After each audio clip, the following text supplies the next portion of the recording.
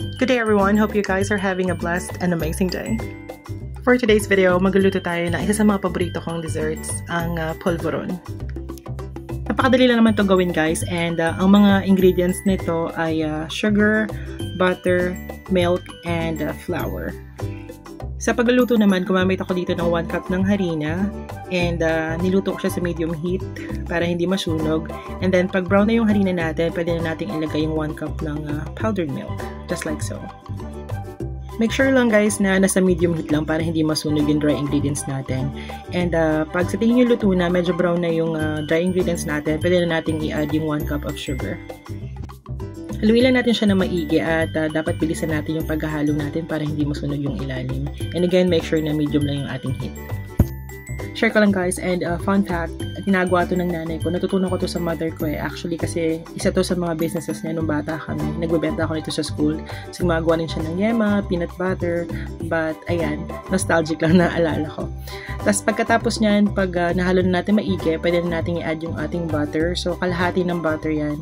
And make sure yung tunaw na, kasi sa case ko hindi ko na natunaw kasi nga baka masunog yung ilalim na niluluto ko. So ayun. Ang mangyayari lang dyan is halo ka lang ng halo hanggang matunaw yung butter. Medyo matrabaho lang at medyo matagal.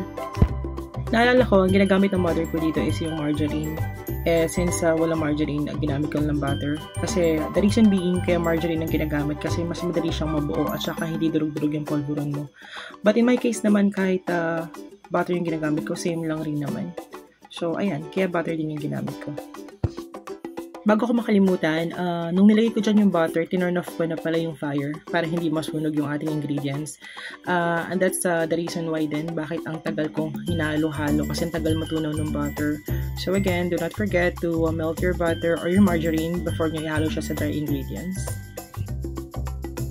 So guys, make sure na halong-halo lahat bago natin ilagay sa panghulma natin yung pang-shape natin ng polvoron. And in my case, yun nga, since hindi melted yung butter, medyo natagalan talaga ako. But anyhow, ayan. So as you can see, pwede na yan at medyo malamig na, pwede na natin siyang ihulma. And technique pala dyan guys, para hindi madurog yung polvoron natin. Since may butter yan, so ilagay nyo muna sa ref para madali na siyang i-shape. Sa ginawa ko naman dyan, hindi ko na nilagay sa ref kasi sa tingin ko naman okay na since pinalamig ko naman siya ng mga 5 or 10 minutes. Now, as you can see naman, wala masyadong durog-durog dun sa ginawa kong polvoron. Let's go ahead and proceed naman sa paghuhulma. Now, as you can see, meron tayong bilog, meron din tayong oval. Pag na-shape na natin siya lahat, pwede na natin siyang balutin. So guys, napadali na naman natin siyang balutin since pinalamig na rin naman natin and as you can see, walang durog-durog, diba? Dati, ginagamit namin dito is yung papel de hapon o yung cellophane paper or plastic na may kulay. So, pag binasa mo, pwedeng gawing lipstick. If you guys happen to remember, especially yung mga 80s or 90s babies dyan. After natin mabalot lahat, pwede na tayo mag-proceed sa pag-seal. So, meron ako ditong sealer, yung maliit lang. Now, pag wala pa naman kayong sealer, since ganito yung ating plastic para sa polvoron, you can actually use candle na lang. Same lang rin naman ang effect nan. Napakaganda nitong business idea guys. Actually, in my case, since work from home ako, nakakapagawa pa ako nito sa extra time ko tapos nakakapagbenta pa ako. Alam mo yun, extra income din, sayang. Now, I hope that you guys actually like my video. If you like, please don't forget to share, subscribe, and also hit the notification bell para lagi kayong updated sa mga latest videos ko. Thank you so much and you guys have a great day. Bye!